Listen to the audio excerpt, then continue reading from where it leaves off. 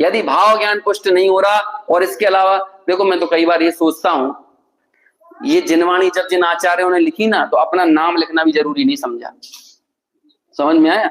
और ये सारी बातें किसकी हैं? ये उन आचार्यों की, उन तीर्थंकरों की है ना।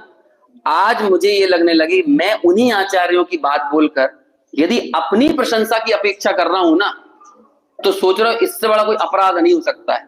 ये एवरीथिंग इज किसी और का, मतलब ये सब कुछ किसी और का था, लेकिन मैंने वो सब कुछ के माध्यम से किसकी प्रशंसा जुटाने की चेष्टा की? अपनी प्रशंसा की। इससे अधमाधम काम कोई हो नहीं सकता है।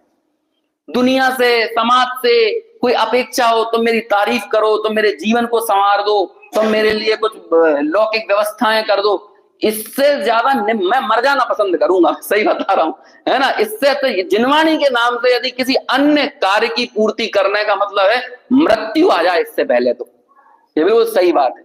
क्योंकि इससे एक ही काम होना चाहिए, भाव ज्ञान पुष्ट होना चाहिए, इसके अलावा कोई काम नहीं।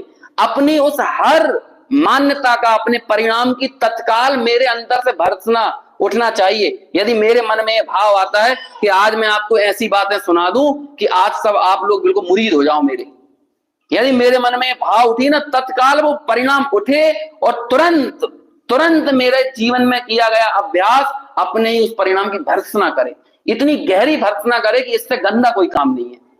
समझ में आया?